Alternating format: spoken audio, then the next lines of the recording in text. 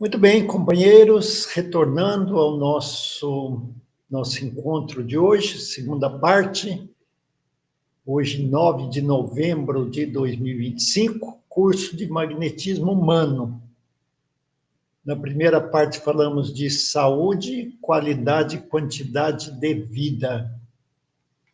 Agora nós vamos falar de saúde, doenças e curas, do ponto de vista magnético e espiritual.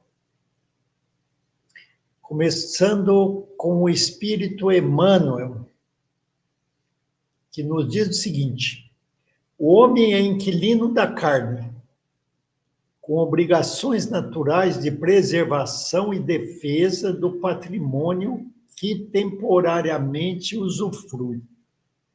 Ou seja, nós vivemos de aluguel, num corpo de carne, e temos que preservar e defender, ou seja, como a gente mora numa casa alugada, não podemos deteriorar o patrimônio, e sim usufruir, mas zelar por ele. Ainda o Espírito Emmanuel diz que somos todos enfermos da alma em terapia de longo curso. Essa frase é bem famosa e muito bem conhecida de todos nós. E quando ele fala isso, primeiro é para não nos envaidecermos, dizer, não, eu tenho uma saúde de ferro, vai enferrujar. Ou então achar que ter uma vida longa e saudável, aparentemente, já é considerado um espírito saudável. Mas ele diz aí que essa terapia de longo curso, para um espírito, longo curso não é uma longa vida, uma vida de 100 anos ou 100 e poucos anos. Deve ser várias reencarnações para sanar todas as mazelas da alma.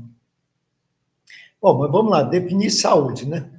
Então, nós já definimos na aula passada. Vamos só para a saúde espiritual. Saúde espiritual, segundo o próprio Emmanuel, é o perfeito equilíbrio da alma. Porque nós temos definição de saúde, mas é saúde orgânica, emocional e tudo. Agora, a saúde, o que é uma saúde espiritual? Perfeito equilíbrio da alma. E nós só vamos adquirir esse perfeito equilíbrio quando formos espíritos puros. Até lá, nós teremos um equilíbrio relativo, parcial, e não total. Allan Kardec, na Revista Espírita, em 1867, ele diz o seguinte: de tudo isto, ele estava comentando sobre o magnetismo e o espiritismo, ele diz: concluo que o magnetismo desenvolvido pelo espiritismo é a pedra angular da saúde moral e material da humanidade futura. Então, ainda não chegou esse tempo da humanidade futura adotar o magnetismo para preservação e promoção da saúde moral e material, que é o que nós estamos fazendo aí. Na realidade, somos como que pioneiros nesta modalidade de medicina do futuro. E o Samuel Hahnemann, no Órgão da Arte de Curar, que é um livro dele, é o fundador da homeopatia, ele diz que no estado de saúde, a força vital ou a energia vital, que é de natureza espiritual, ou seja, ela não é material, dinamicamente anima o corpo material, reina com poder ilimitado e mantém todas as suas partes em admirável atividade harmônica nas suas sensações e funções. Então, ele está dizendo que a energia vital mantém o equilíbrio da maquinaria física, de maneira que o espírito dotado de razão, que reside em nós, pode livremente dispor desse instrumento de lição para atender aos mais altos fins da existência. Então, ele está dizendo ali que o ideal é que tenhamos corpos saudáveis para que o espírito alcance os elevados fins da existência, que na visão espírita é nós desenvolvermos as virtudes ou as qualidades que nos faltam para evoluirmos. Mas aí vem, então, uma mensagem de um médium, através do médium, o senhor Des Liens, em Paris, 25 de outubro de 1866. Ele fala das 3 causas principais de doenças. Então, ele começa interrogando o que é o homem. Ele responde, é um composto de 3 princípios essenciais, o espírito, o perispírito e o corpo. Esses 3 princípios devem reagir um sobre o outro. Olha que importante isso aí, ó. Um reage sobre o outro. E seguir-se a saúde ou a doença, conforme haja entre eles harmonia perfeita ou desarmonia parcial. Então, a saúde e a doença vai depender da harmonia perfeita entre esses 3 princípios aí, espírito, perispírito e corpo físico. Se a doença ou desordem orgânica procede do corpo, os medicamentos materiais sabiamente empregados bastarão para restabelecer a harmonia geral. É o que faz a medicina alopática, a medicina convencional do nosso meio. É uma desordem orgânica do corpo, medicamentos materiais restabelece a harmonia.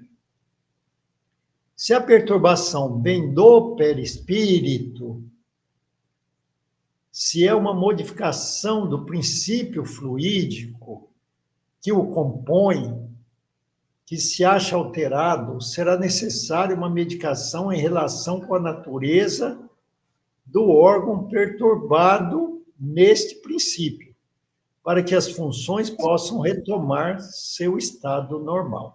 Então, aqui está o que interessa para o magnetismo, que é perturbação aonde? No princípio vital, no fluido vital. E aí a medicação tem que ser equivalente, não vai ser a medicação material que vai restituir esse equilíbrio. Se a doença procede do espírito, não poderíamos empregar para combatê-la outra coisa senão uma medicação espiritual. Então, aqui nós vimos que temos 3 níveis de medicação: para o corpo físico, para o perispírito e para o espírito. Para o corpo físico, a medicina tradicional resolve a grande maioria dos problemas. Para os desequilíbrios no perispírito, aí nós temos a homeopatia, temos a acupuntura e temos o passe magnético, essas 3 terapias. Se, enfim, como é o caso mais geral e podemos mesmo dizer o que se apresenta exclusivamente, se a doença procede do corpo, do perispírito e do espírito, ou seja, os 3 ali estão enfermos, será preciso que a medicação combata ao mesmo tempo todas as causas da desordem por diversos meios para se obter a cura. Então, nós vimos que desses 3 elementos, um interfere no outro. A doença pode começar no corpo, mas ela afeta o perispírito e o espírito. Ou ela começa no perispírito e afeta o corpo, ou começa no espírito e afeta o perispírito e o corpo. Então, ela vai precisar, ao mesmo tempo, da medicação nos 3 níveis. E aí entra o magnetismo para atuar no perispírito. Ora, o que fazem geralmente os médicos? Pergunta o espírito. Eles cuidam do corpo e o curam, mas curam a doença? Não. Por que não curam a doença? Porque, sendo o perispírito um princípio superior à matéria propriamente dita, poderá tornar-se causa com relação a ela. E se ele for entravado, os órgãos materiais que se acham em relação com ele serão igualmente atingidos na sua vitalidade.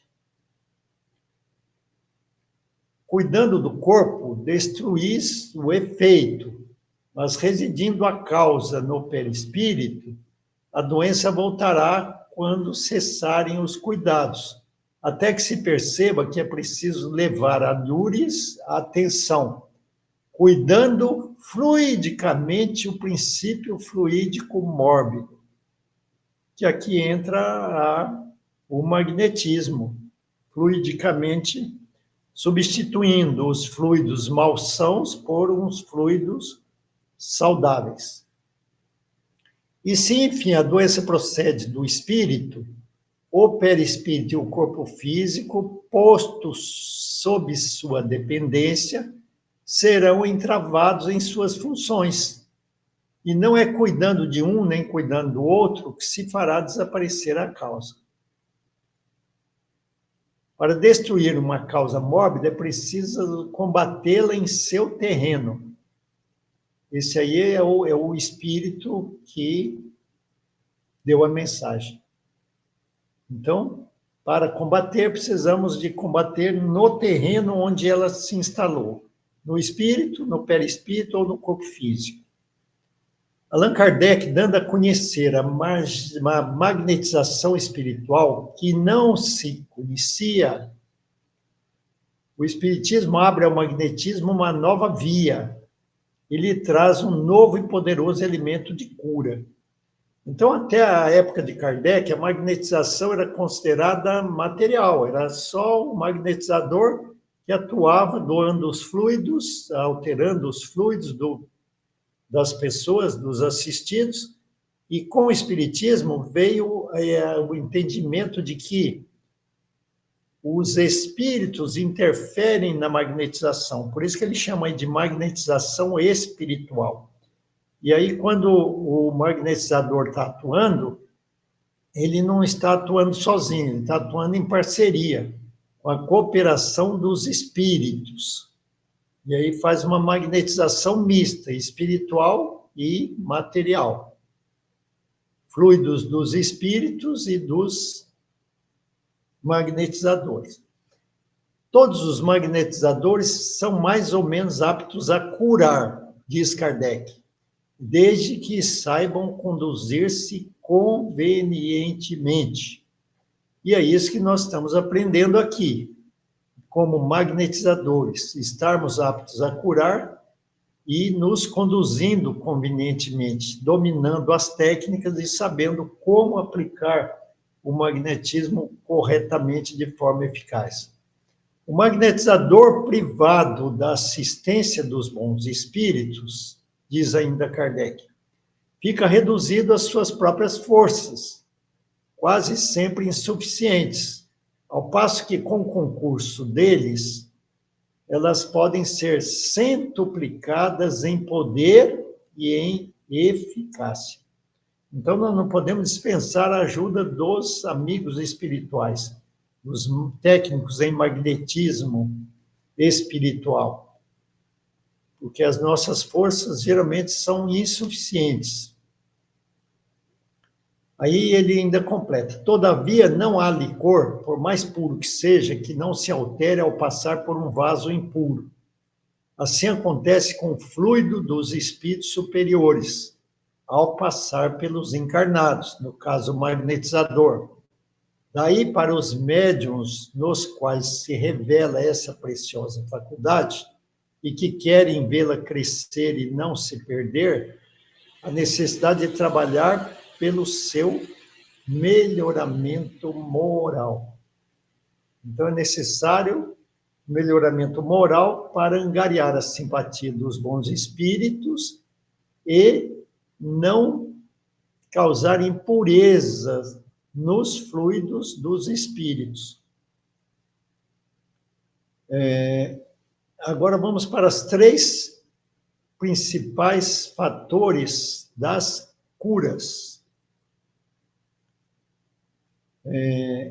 Os resultados, então, da aplicação das terapias, e no caso aqui do magnetismo, vai depender de fatores que são as qualidades radiantes do agente doador. Quem é o agente doador? O magnetizador. Da receptividade do beneficiário, o assistido, e do karma. E de fatores de menor relevância, como os de natureza mesológica, ou seja, do meio ambiente. Então, esses 3 fatores primeiros são os mais importantes. A qualidade dos fluidos doada pelo magnetizador, a receptividade do beneficiário e o karma. O agente doador deve estar à altura da cooperação dos bons espíritos. E isso é perfeitamente compreensível, pois a luz do divino amor não pode ser coada com transparência através de um filtro excessivamente impuro, sob pena de desfigurar-se os princípios da lei que regem a vida. A receptividade do beneficiário. Impositivo dele manter atitudes respeitosas durante e depois do passe. Então, durante o passe, se ele não estiver receptivo, ele não vai absorver os bons frutos. E depois do passe, se ele não se manter em atitude respeitosa, ele vai desgastar todos esses fluidos. Todo tratamento exige dieta. E essa dieta, no passe, é o momento seguinte de como vai ficar o nosso comportamento, ou seja, do assistido.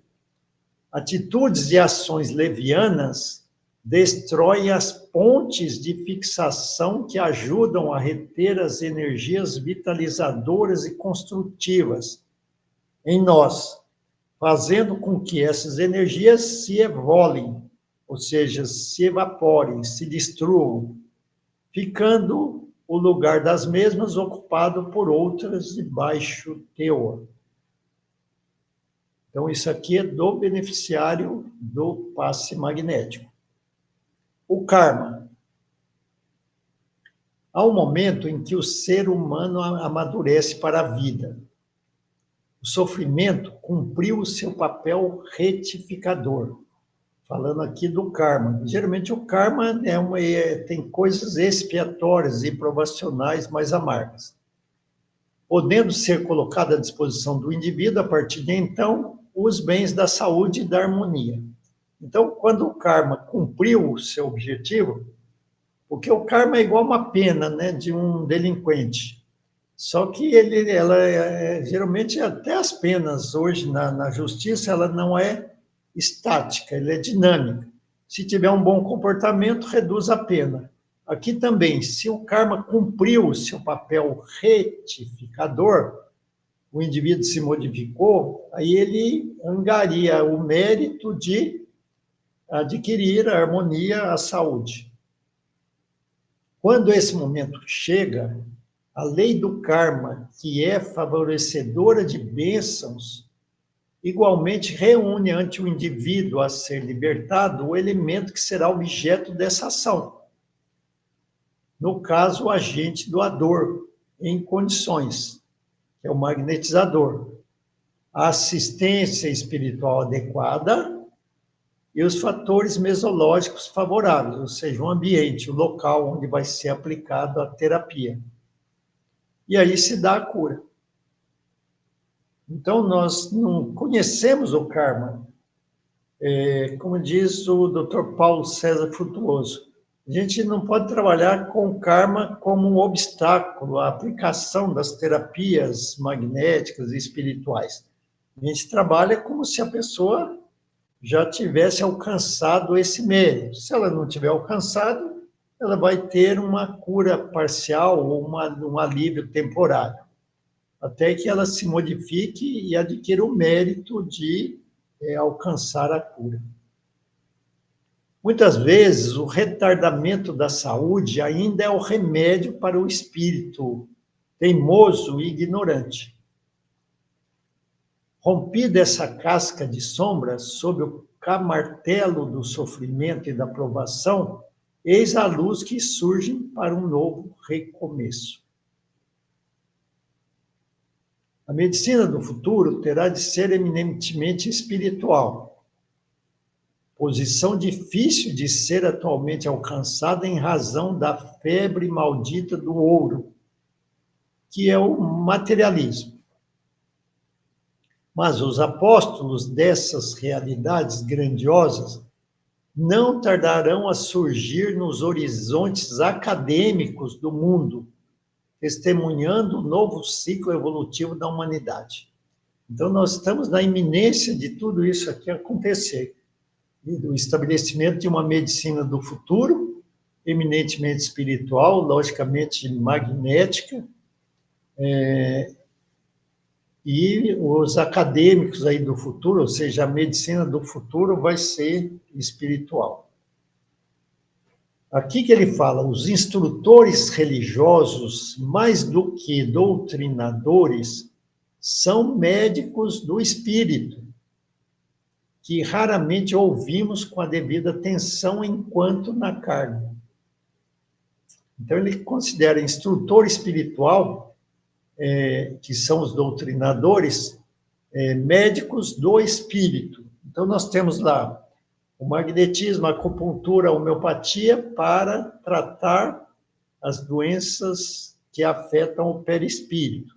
A medicina convencional, com seus medicamentos, todos os seus recursos, para tratar os problemas da carne, do corpo.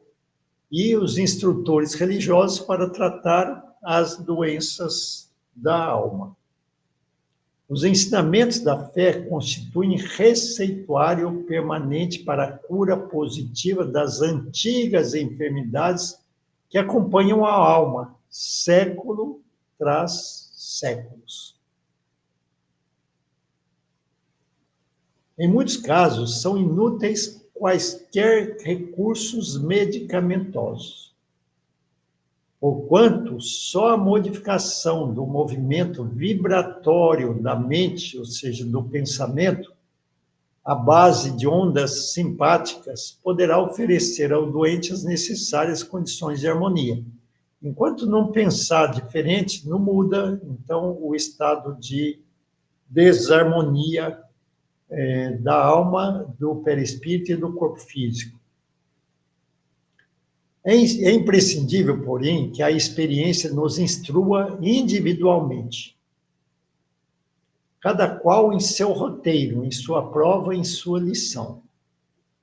Com o tempo, aprenderemos que se pode considerar o corpo como o prolongamento do espírito, e aceitaremos no Evangelho do Cristo o melhor tratado de imunologia contra todas as espécies de enfermidade.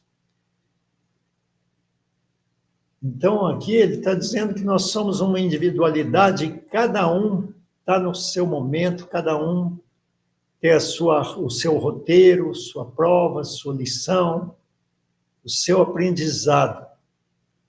Mas o Evangelho é o tratado de imunologia, ou seja, ele é o preventivo de todas as espécies de enfermidade. Até alcançar, no entanto, esse período, o período áureo da existência na Terra, continuemos estudando, trabalhando e esperando. Agora, entrando no livro O Consolador, de Francisco Cândido Xavier, pelo Espírito Emmanuel, ele vai fazer umas colocações sobre a medicina, sobre a saúde. É um livro que tem 100 e poucas perguntas sobre vários assuntos. E na 94 é perguntado assim: como é considerada nos planos espirituais a medicina terrena? Aí a resposta: a medicina humana, compreendida e aplicada dentro de suas finalidades superiores, constitui uma nobre missão espiritual. O médico honesto e sincero, amigo da verdade e dedicado ao bem, é um apóstolo da providência divina, da qual recebe a precisa assistência e inspiração, sejam quais forem os princípios religiosos por ele esposados na vida. Então, isso ele respondendo sobre a medicina humana. Na 95, em face dos esforços da medicina, como devemos considerar a saúde? A resposta: para o homem da Terra, a saúde pode significar o equilíbrio perfeito dos órgãos materiais. Para o plano espiritual, todavia, a saúde é a perfeita harmonia da alma, para obtenção da qual, muitas vezes, há necessidade da contribuição preciosa das moléstias e deficiências transitórias da Terra. Então, veja que doenças, moléstias e deficiências do corpo físico são, muitas vezes, contribuição para a saúde da alma. Toda moléstia do corpo tem ascendentes espirituais, no 96. Ele diz, as chagas da alma se manifestam através do envoltório humano. O corpo doente reflete o panorama interior do espírito enfermo. A patogenia é um conjunto de inferioridades do aparelho psíquico. E é ainda na alma que reside a fonte primária de todos os recursos medicamentosos definitivos. Então, ele está dizendo o seguinte, que tanto a doença quanto a saúde reside na alma. Nós temos as matrizes para a doença, na forma de ser, de pensar, de agir, e temos também os recursos de cura, estão na alma. A assistência farmacêutica do mundo não pode remover as causas transcendentes do caráter mórbido dos indivíduos. Então, não existe remédio para o egoísmo, para o orgulho, para a vaidade, para as imperfeições do espírito inferior como o nosso. O remédio eficaz está na ação do próprio espírito enfermiço. Podeis objetar que as injeções e os comprimidos suprimem a dor. Todavia, o mal ressurgirá mais tarde nas células do corpo. Indagareis aflitos quanto às moléstias incuráveis pela ciência da terra, e eu vos direi que a reencarnação em si mesma, nas circunstâncias do mundo, envelhecido nos abusos, já representa uma estação de tratamento e de cura, e que há enfermidades da alma tão persistentes que podem reclamar várias estações sucessivas com a mesma intensidade nos processos regeneradores. É daqui que se tirou a frase que somos enfermos da alma em terapia de longo curso. Ele diz que tem doenças da alma que precisam de várias reencarnações para serem sanadas. Na 97, se as enfermidades são de origem espiritual, é justa a aplicação dos medicamentos humanos, a cirurgia, etc, etc. Se a doença está na alma, por que tratar o corpo? Aí ele responde, o homem deve mobilizar todos os recursos ao seu alcance, em favor do equilíbrio orgânico.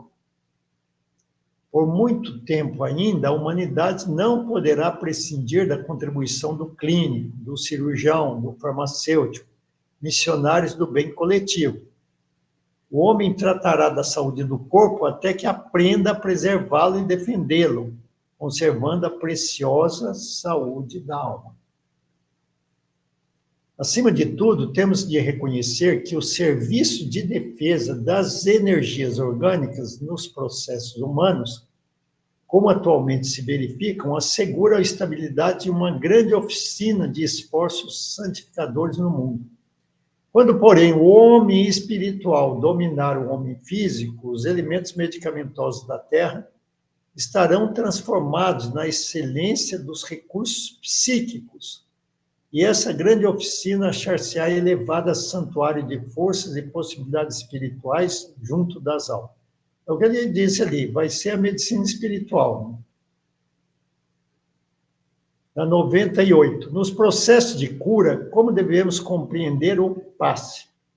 Aqui entra o magnetismo mais especificamente, né? Nos processos de cura. Aí ele vai dizer, assim como a transfusão de sangue representa uma renovação das forças físicas, o passe é uma transfusão de energias psíquicas. Nós sabemos aqui que é um linguajar dele, né? Mas são fluidos salutares que são injetados no paciente, com a diferença de que os recursos orgânicos são retirados de um reservatório limitado, e os elementos psíquicos ou fluídicos são do reservatório ilimitado das forças espirituais. Como deve ser recebido e dado o passe? O passe poderá obedecer à fórmula que forneça maior percentagem de confiança, não só a quem dá, como a quem recebe. Então, aqui, ó, essa maior porcentagem de confiança, quando nós conhecemos a teoria e praticamos e temos já habilidade no uso das técnicas do magnetismo, nós temos maior confiança na fórmula, em aplicar esses recursos. Até a aplicação de uma injeção é preciso de técnica, não pode ser aplicada de qualquer jeito em qualquer parte do organismo de uma pessoa. Então, o magnetismo é muito parecido. Devemos esclarecer, todavia, que o passe é a transmissão de uma força psíquica e espiritual, dispensando qualquer contato físico na sua aplicação. Aqui, para evitar as interpretações equivocadas ou que possam complicar o próprio magnetizador, ele fala para dispensar o toque. A gente sabe que ele pode ser usado no magnetismo com as restrições óbvias, né? A chamada benzedura, na pergunta número 100, ó, conhecida nos meios populares, será uma modalidade de passe? Olha o que ele responde. As chamadas benzeduras, tão comuns no ambiente popular, sempre que empregadas na caridade, são expressões humildes do passe regenerador, vulgarizado nas instituições espirituais de socorro e de assistência. Vulgarizado, ou seja, disponibilizado, né, nos centros espíritas para o socorro e assistência, que é o que nós estamos fazendo com a aplicação do passe magnético. Na questão 101, por que não será permitida às entidades espirituais a revelação dos processos de cura da lepra, do câncer e de outras doenças incuráveis, né? Por que não é permitido os espíritos vir aqui e revelar como é que se cura isso? Aí ele diz, antes de qualquer consideração, devemos examinar a lei das provações e a necessidade de sua execução plena. Na própria natureza da Terra e na organização de fluidos inerentes ao planeta, residem todos esses recursos, até hoje inapreendido pela ciência dos homens. Ou seja, nós temos na Terra tudo que é necessário para curar todas as doenças, mas que não foi explorado ainda pela ciência dos homens. Jesus curava os leprosos com a simples imposição de suas mãos divinas. O plano espiritual não pode quebrar o ritmo das leis do esforço próprio, como a direção de uma escola não pode decifrar os problemas relativos à evolução de seus discípulos. Então, os espíritos não podem chegar aqui e dar de mão beijada tudo, eles têm que deixar os encarnados no esforço próprio de desenvolver, de aplicar os recursos que estão aqui à disposição. Assim como o homem da caverna vivia de forma muito rudimentar, mas já estava tudo disponível. Tudo isso que nós temos hoje já estava naquela época disponível na Terra, não veio nada de fora da Terra. Então, foi necessário o quê? A lei das provações, a lei do esforço próprio, a lei do progresso. Além de tudo, a doença incurável traz consigo profundos benefícios. Olha a visão espiritual, né? O que seria das criaturas terrestres sem as moléstias dolorosas que lhes apodrecem a vaidade? Até onde poderia ir o orgulho e o personalismo do espírito humano sem a constante ameaça de uma carne frágil e atormentada? Observamos as dádivas de Deus no terreno das grandes descobertas, mobilizadas para a guerra de extermínio, e contemplemos com simpatia os hospitais isolados e escuros, onde tantas vezes a alma humana se recolhe para as necessárias meditações. Podem os espíritos amigos atuar sobre a flora microbiana nas moléstias incuráveis, atenuando os sofrimentos da criatura em doenças infecciosas, né? As entidades amigas podem diminuir a intensidade da dor nas doenças incuráveis, bem como afastá-las completamente, se esse benefício puder ser levado a efeito no quadro das provas individuais. seria o karma aqui, né? Sob os desígnios sábios e misericordiosos do plano superior. Então, é questão do karma, né? As doenças incuráveis. A 103, no tratamento ministrado pelos espíritos amigos, a água fluidificada para um doente terá o mesmo efeito em outro enfermo. Uma observação sobre a água magnetizada, que usamos muito no magnetismo, né? Aí ele diz o seguinte: a água pode ser fluidificada de modo geral, em benefício de todos. Todavia, pode ser em caráter particular para determinado enfermo. E, nesse caso, é conveniente que o uso seja pessoal e exclusivo. Isso nós sabemos. Na 104, existem condições especiais para que os espíritos amigos possam fluidificar a água pura, como sejam as presenças de médiuns curadores, reuniões de vários elementos, etc. Aqui ele está dizendo que os espíritos podem fluidificar a água? Pode, mas precisa de médium curador ou reuniões, tudo? Ele diz que não, a caridade não pode atender situações especializadas. A presença de médiuns curadores, bem como as reuniões especiais, de modo algum podem constituir o preço do benefício aos doentes, porquanto os recursos dos guias espirituais nessa esfera de ação podem depender do concurso medianímico, considerando o problema dos méritos individuais. Aqui ele está dizendo, por exemplo, a pessoa faz uma oração em casa e põe um copo de água para ser fluidificado pelos espíritos amigos. A fluidificação vai depender do mérito da pessoa, de receber dos amigos espirituais ou não a fluidificação curativa desta água. O fato de um guia espiritual receitar para determinado enfermo é sinal infalível de que o doente terá de curar-se. Isso aqui é importante porque no uso do magnetismo, muitas vezes, mistura a mediunidade de cura. Então, vem um guia espiritual ou receita, ou diz, vamos fazer uma cirurgia aqui ou ali. Isso é sinal infalível de que o doente terá de curar-se? Olha a resposta. O guia espiritual é também um irmão e um amigo, que nunca ferirá as vossas mais queridas esperanças. Aconselhando o uso de uma substância medicamentosa, alvitrando essa ou aquela providência, ele cooperará para as melhoras de um enfermo, e, se possível, para o pleno restabelecimento da saúde física. Mas não poderá modificar a lei das provações ou os desígnios supremos dos planos superiores, na hipótese da desencarnação, no caso, porquanto, dentro da lei, somente Deus, seu Criador, pode dispensar. Então, não dá para garantir cura, nem nós, magnetizadores, nem médiuns de cura, chamado médiuns de cura. Dizer, eu vou te curar, não, isso aqui vai te curar. Não, eles vão fazer o que é possível fazer. Mas, muitas vezes a doença não vai ter cura e o doente vai desencarnar.